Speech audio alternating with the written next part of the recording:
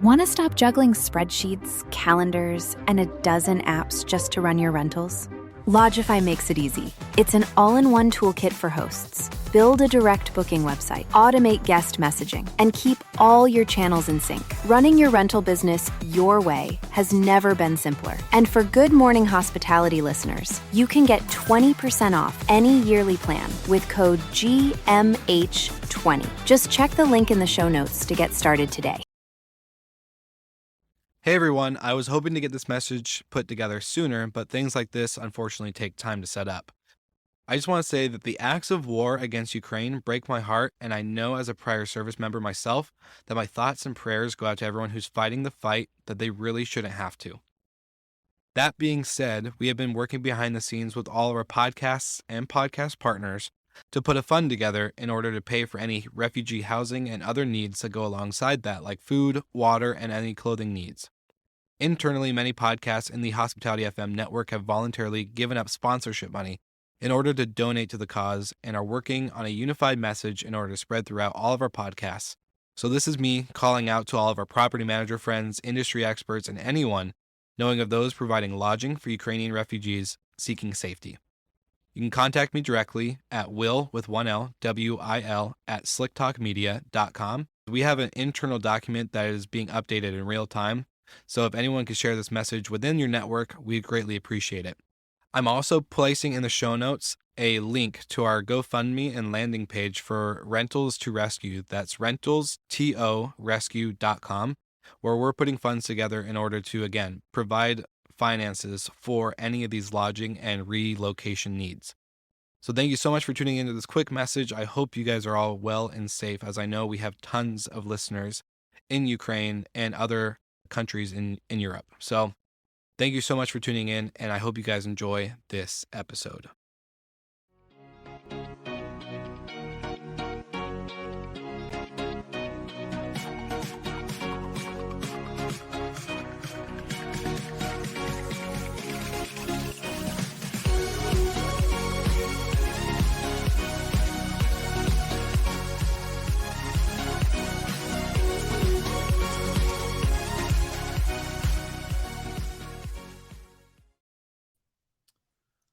Good morning. Good morning. Good morning. How are we doing today? It's nice and bright. The daylight savings time has just made my skin glow. Oh, yeah, that's why the shirt open. I tried to get views on YouTube, so people get curious now. Yeah, we had to do something for the views, so this is what we come down to. I'm not sure if this is going to help. Happy to drive up views anytime, boys. Awesome. Well, we made it another week. Anything exciting happened for you guys last week? I know we covered a lot of topics, coming with tech and all this other stuff. But I'm just kind of curious, what's cracking? Golden? Preparing myself every day in the gym for Miami. Folk, no, I'm kidding. It's like that's Michael's doing this probably.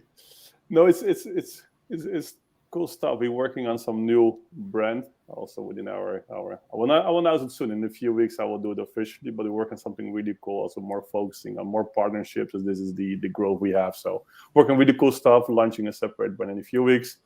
More than happy going to give here the breaking news and the teaser anytime soon. Perfect. And scheduling a lot of stuff for next week. Focusrite. So I'm excited. Golden? Yeah, there's some stuff we're working on over here that's not out there yet, but the amount of traction has been incredible and a bit overwhelming trying to keep it all straight and organized. But look out in the next few months for a pretty cool announcement from us. I can't announce it early and ahead? No? Okay, cool. No. All right. We won't do that. Awesome. Well, last week, I think we did a startup of the week first. So I think I'm going to do, no, actually, we're going to do startup of the week again. We're going to go, we like startup of the week. Here we go. We're going to kick it over to Ross. Way better.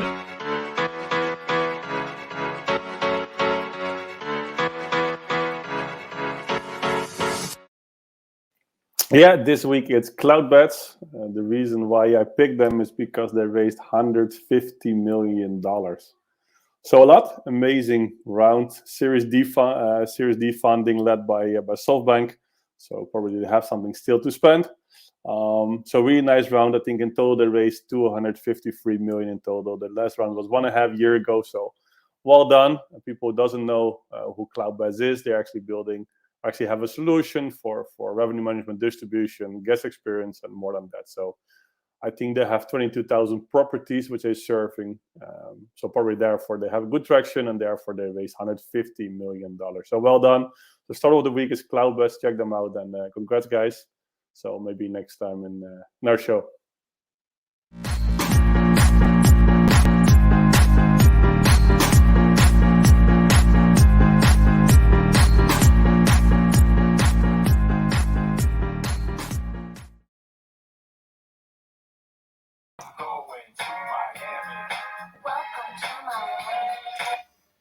So if you haven't heard yet, Focusrite is next week down in Fort Lauderdale, basically Miami. So this is the travel's largest conference that brings together pretty much every segment of travel, from flights to cruises to OTAs to big ground for investors and media as well. So people are starting to gear up for it, meetings getting scheduled, and very much looking forward to being there.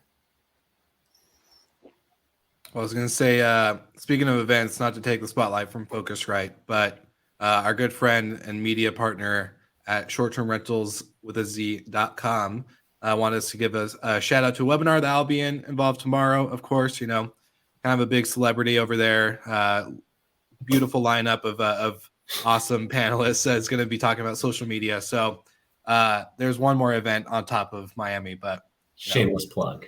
All right. Don't forget the I Meet Hotel one soon, right? I think Golden, you're speaking there as well. Yeah, it's next week, and I will be a speaker at it. Perfect. Yeah. I'll add that to the list. It's the short-term rental edition of I Meet Hotel. So, or we should do a name change. I Meet Short-term Rental, whatever. But there we go. I Meet Hotels organizing the STR one, so you can register now and listen to Golden again, or with more clothes on or tent because of Miami next week Thursday. Yeah, you know me. I'm gonna get super tan. Well, we never had a second time guest on the show until today. He's our main man, Steve Davis from Operto. So I want to give him a warm welcome, and we're going to have him join us to talk about technology. I know, Golden, you wanted to talk about owner operations and all this other good stuff that's happening in the space. So we're going to get his opinion on a lot of different topics, but then also hear what's going on with Operto. So let's welcome Steve Davis to the floor.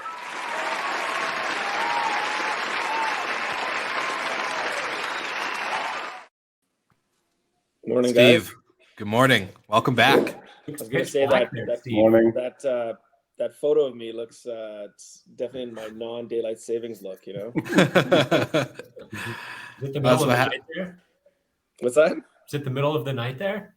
You know what? When you wake up in the darkness and you go to bed, and it's we just never really see the sunshine anymore until about June of next year. But hey, that's the price you pay. Gotta live for the summer. Live for the summer. Right. 3 months of pure joy. Exactly. Yeah. Awesome. Well, Steve, I am really excited to see you again. It's been like a long time, since we saw each other in person. So I miss you. Been, hope all is well. Been about a month of withdrawal now. So yeah, it's crazy. So let's jump in. For those who haven't heard of Operto, don't know who you are, can you kind of just give a quick recap of Operto, what you guys build, what you guys do? Shameless plug again, Recreation Rentals, my management company, uses Operto. It's amazing. Can speak for it. Just an FYI. There we go. Yeah, no worries. So we're primarily a property automation company. So we help property owners and property managers maintain their portfolios through smart technology. We do access control, obviously, and in-suite sort of devices that automate everything.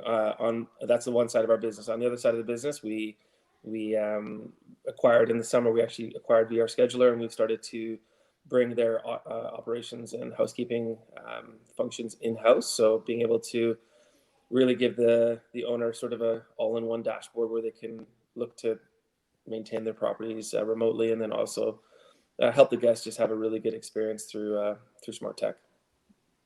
Amen. It's a good way to sum it up. Yeah. So I want to go kick this over to Golden because I know we were talking about this in our little group chat. You were talking about owner operations and this kind of being more of a rise.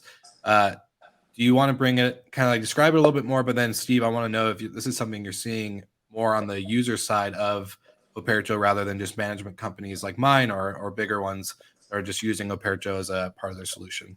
Sure. Yeah. So a long time ago, Hilton, I believe, was the very first hotel brand.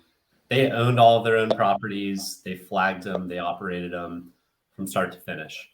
And then when some of these hotel companies started going public, the street wanted them to separate the ownership groups from the operating groups. And that's where you get companies like Marriott and then Host. So Host owns all of the property. Marriott runs, flags them. You've got some brands like Sonesta that still exist today, all under one umbrella that do ownership, acquisition, as well as operations and flagging. But it's not something we have seen in short-term rentals until pretty recently. And what sparked it last week was Y Hotel announcing that they had purchased a property, which is, to my knowledge, the first multifamily owned and operated by kind of a pseudo flag.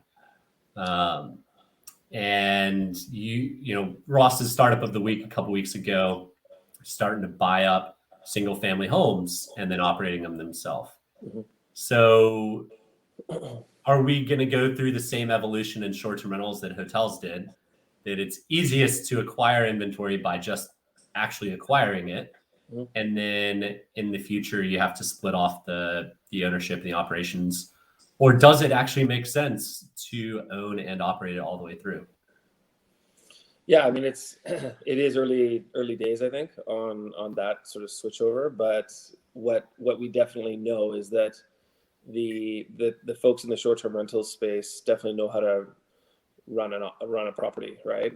They've got huge amounts of knowledge around driving efficiencies and finding those little pieces that can increase the average daily take, right? So yeah, we do see this model increasing where you've got folks coming in that can just do almost a better job than the original owner could, and using technology to really again sort of find those efficiencies. So whether that is the stuff we do or more on the operational side, there's just it's the tip of the iceberg. And I think, if I was to guess 5 years ahead, I think it's just going to continue to accelerate, really.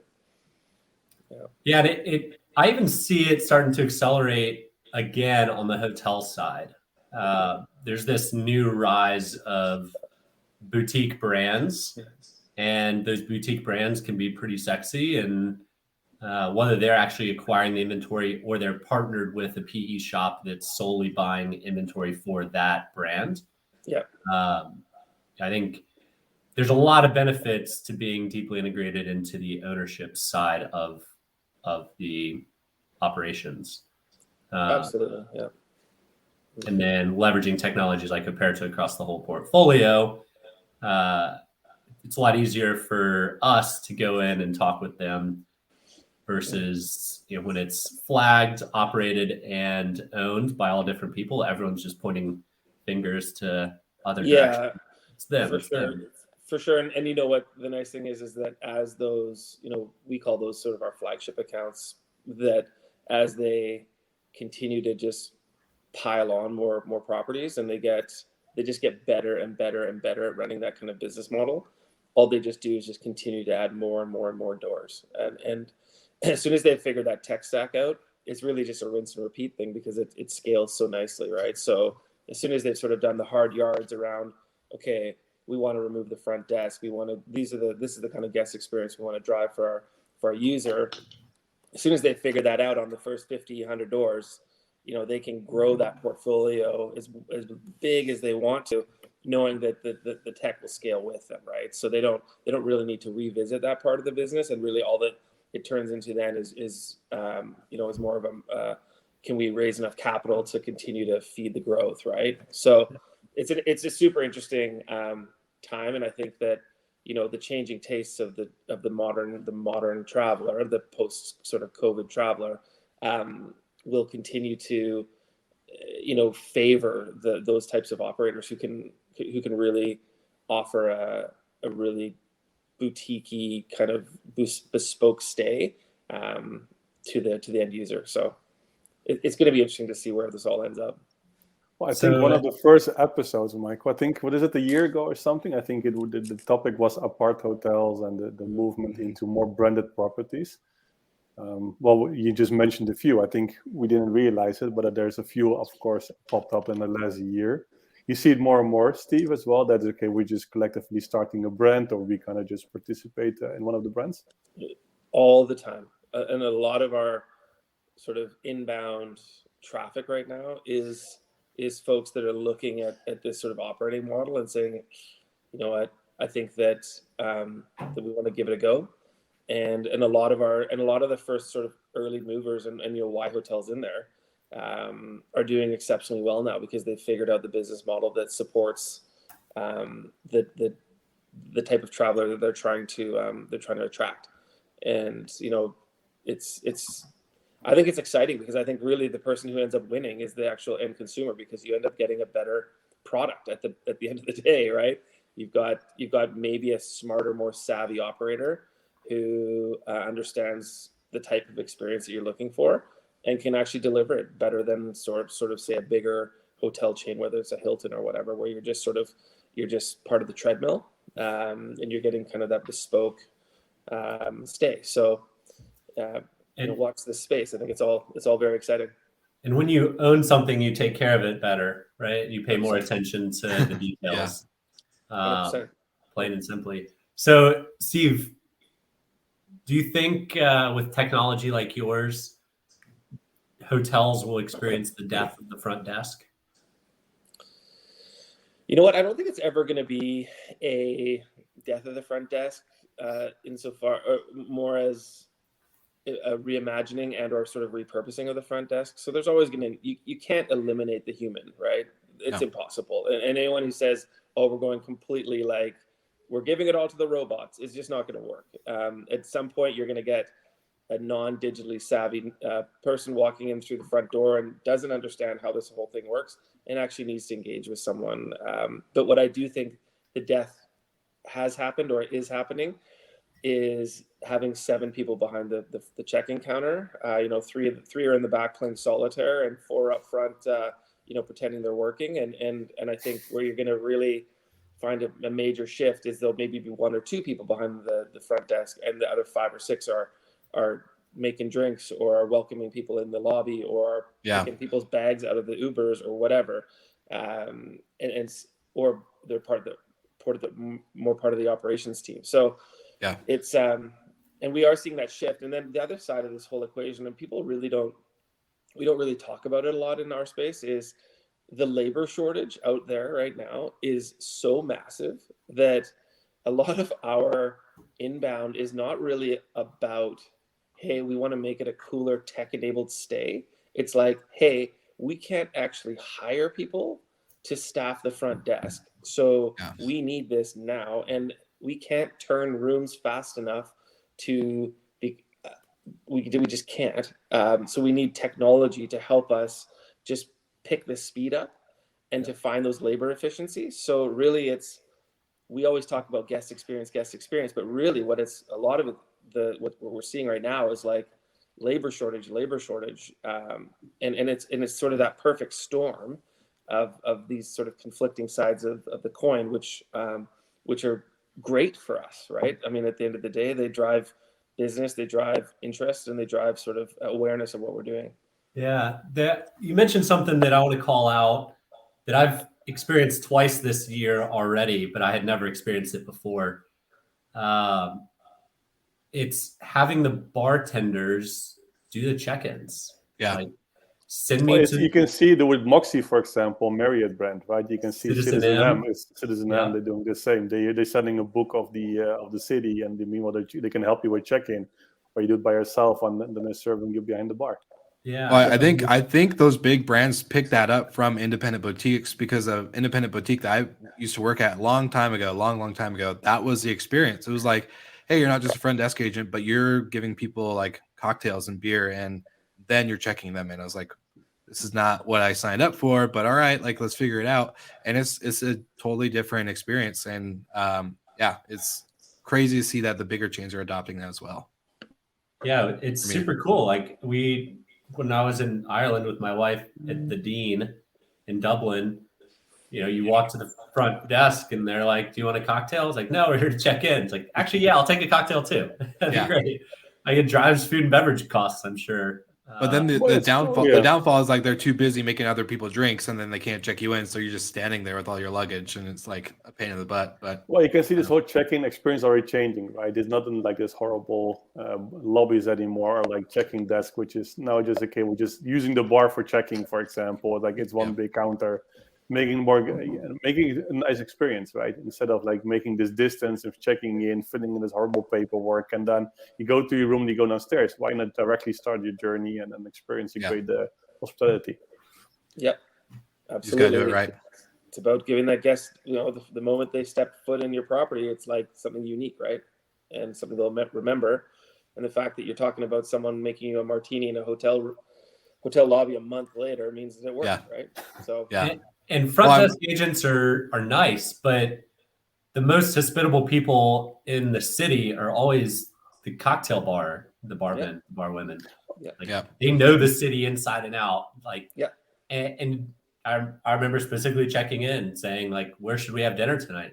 And then it's not a shameless, you have to have dinner here. Like these are the 3 spots. We also have dinner here if you'd like. Like I can book you in now, or I can make a call to any of these restaurants and get you a table. Well, it's a combination of efficiency, right? Because check-in will be everybody at 3:00 want to check in their room between 2 and 3 or whatever, and then at 6:00 they want to eat. So why not use the same people to doing multiple things? So it's also efficiency when you're looking at the lack of the shortage of people, right? What Steve just mentioned. I think in this way it's also for people it's engaging. Hey, look, I'm doing different stuff. Right? I'm not checking in people whole day and looking in the PMS who's arriving. I'm just doing different stuff, which is also I think more fun.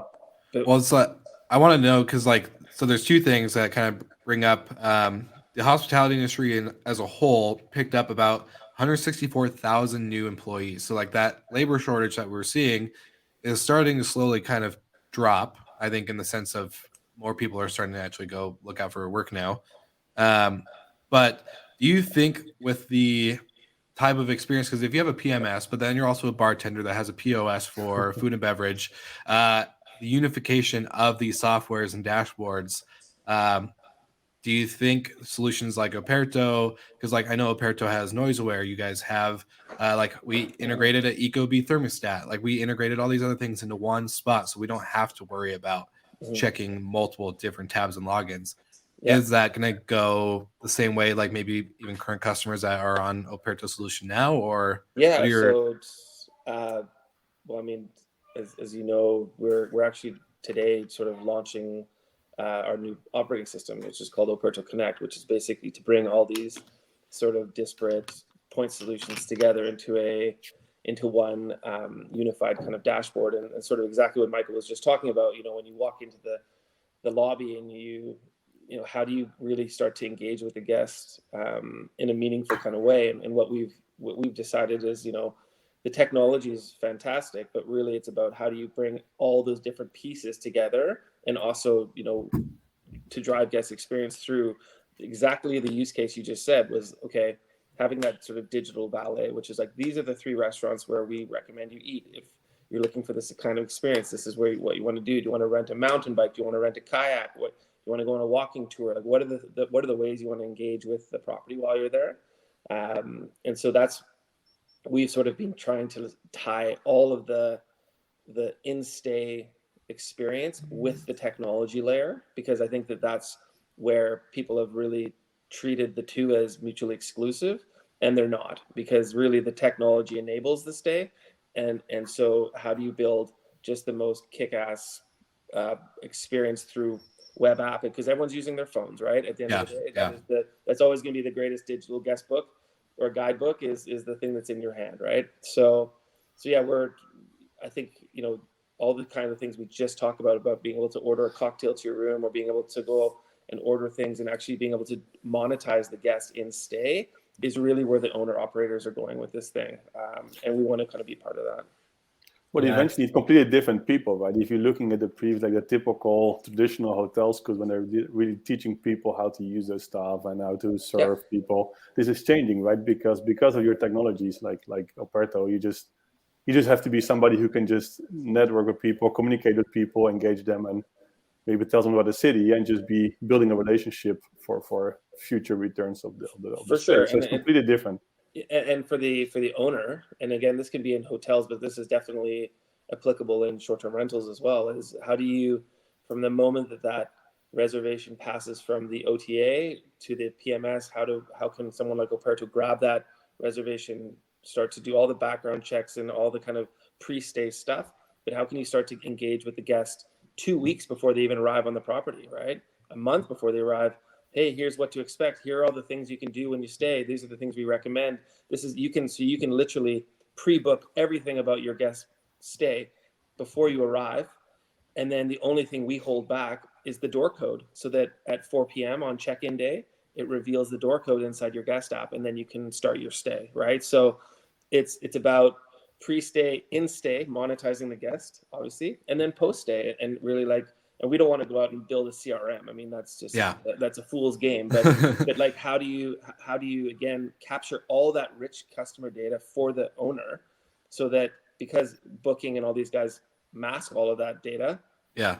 How do we grab that data for you, give it back to you, and say, here, engage with the guest post-stay, whether that's through any CRM you might be using. So, but is that like a future for Operto? If you said post-stay, I know one other technology provider is, okay, we just do the check-in part, but then we have so much data of the users. Eventually, we want to drive them bookings as well. So we're offering a solution together with the properties we're working with. We just deliver them a direct booking or whatever kind of solution. Which is the holy grail, right?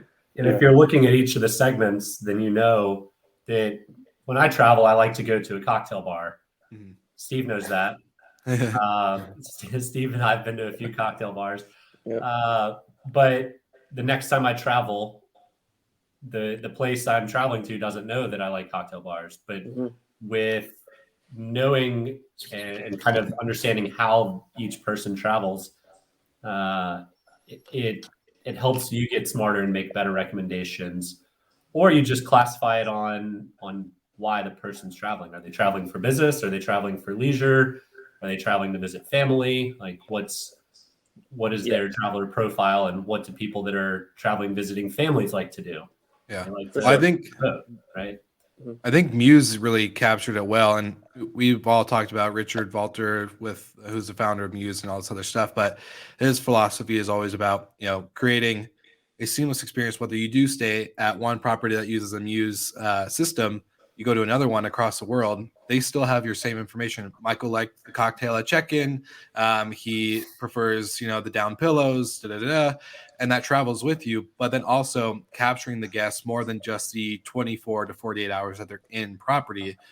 Steve, as you're saying, like pre-stay, in-stay, and post-stay, how do we capture 168 hours a month with our guests in a loyalty, not in just as a revenue driver, but I think that really brings into the brand on storytelling and moment making and all the other stuff that we geek out in hospitality. And I know you guys integrate and work with Muse. We're actually partnering you guys up with another project that we're on anyways. And it's a seamless connection that really helps that philosophy of capturing the guests more than that 48-hour or 24-hour time frame. So exactly. It's pretty slick. And the exciting thing too, I think, guys, is that we're just getting started here, right?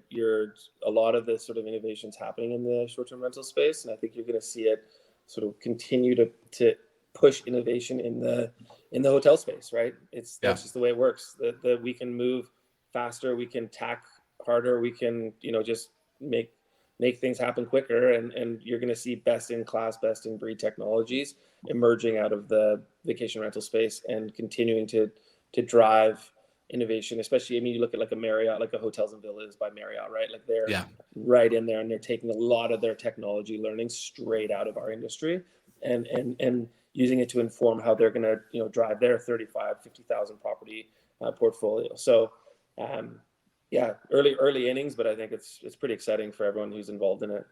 Steve, what'd you call it? The Avengers of hospitality tech. So people totally. like I was actually calling my trademark lawyer. I was like, Dad, I should have totally trademarked this. But the last time I coined something at a bar in the middle of a conference. But again, like that whole notion of, right, how do you get literally the 4 or 5 best technology providers together and create like an unbeatable solution, and I call it the Avengers as a joke, but it literally is, where you've got the Apertos, you've got the NoiseAwares, you've got the AutoHost, you've got the different pieces that you're bringing in, and being able to give a completely packaged solution to a boutique hotel and say, you don't really need to go and do your homework beyond this, because and you can, but you can't have.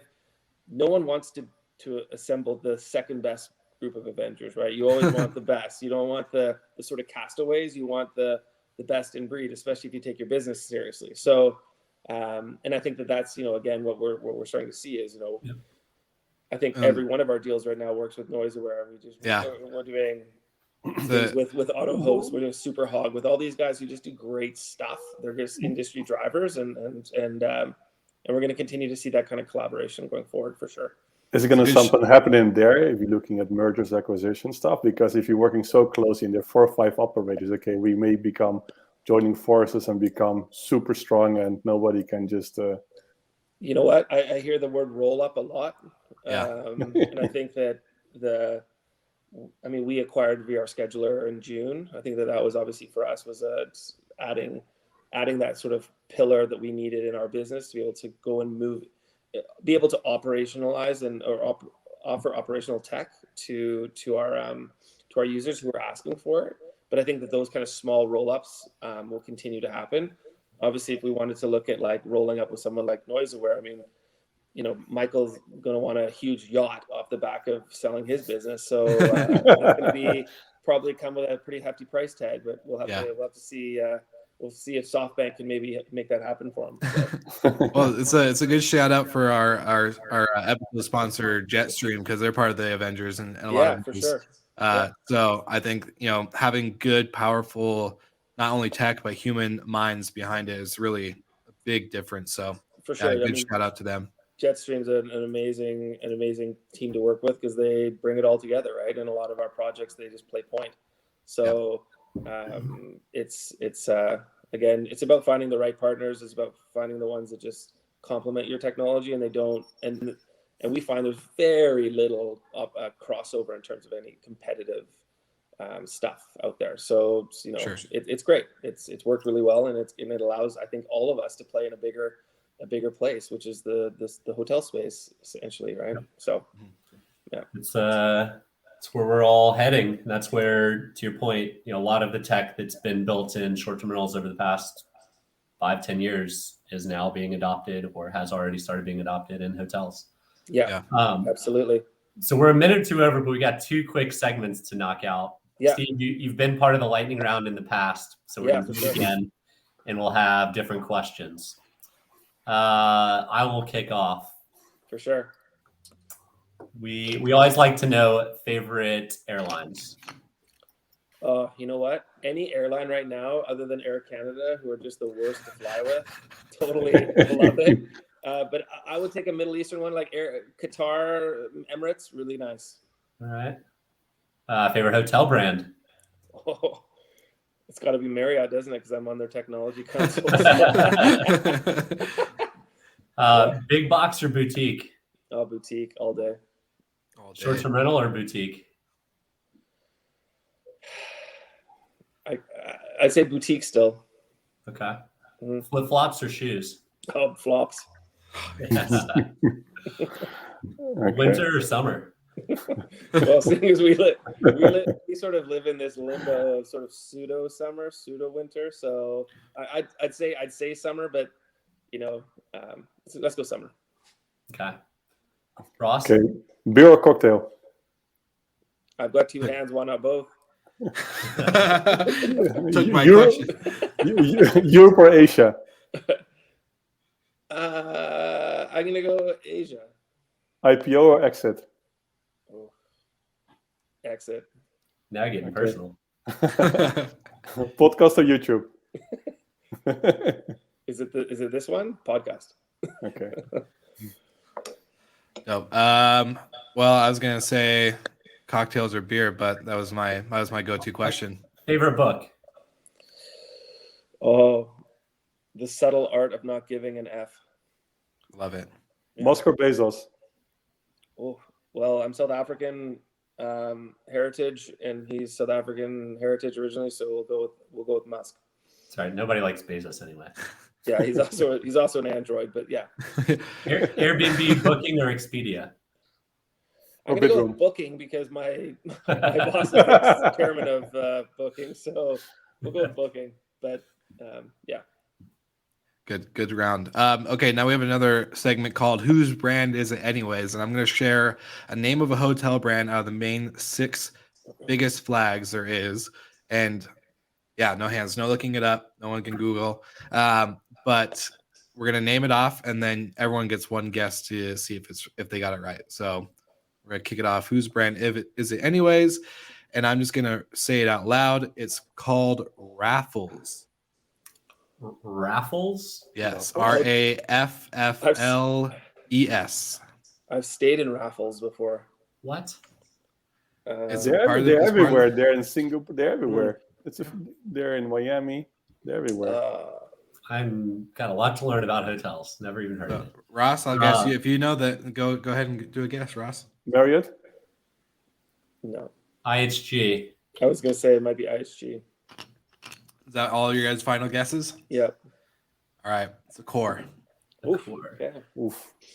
Ouch. Steve, I'm now I think 1 for 8. Everything. Well, is I know the weird. brand. So the brand is known, but I just... Yeah, I've Googling it, definitely stayed in the was Raffles before, but didn't Yeah. know. Yeah, good stuff. Interesting. Well, yeah, no, it's good. I was just like, oh, I haven't said that one before, so we'll use it. Steve, thank you so much for being on the show again. Gentlemen. You know, you've been on Slick Talk like 2 or 3 times, and you've been on GMH 2 times. So this is good Yeah. to see your face. Again, I miss you, miss Verma times, you know. For sure. Good. Thanks, guys. Fun. It's good to see Fun all time. of you. And I won't be down in Miami next week, but good luck and enjoy Focusrite, and make sure you behave yourselves. And hope you Always. come back with lots of business. So, Amen. all That's the way right. to do it. See you guys Take next care. week. Cheers, gents. Take care. Have a good one.